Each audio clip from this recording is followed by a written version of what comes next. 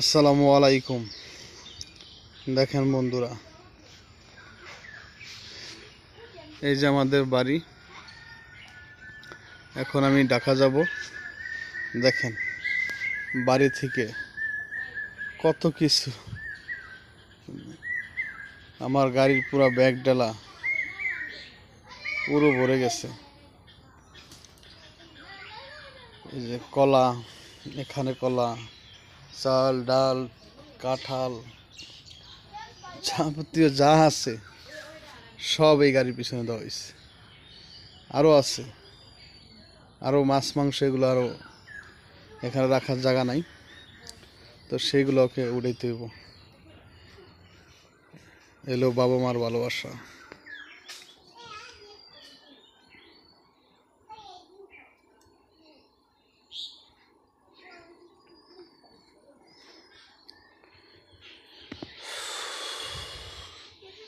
অবস্থা দেখেন কি অবস্থা।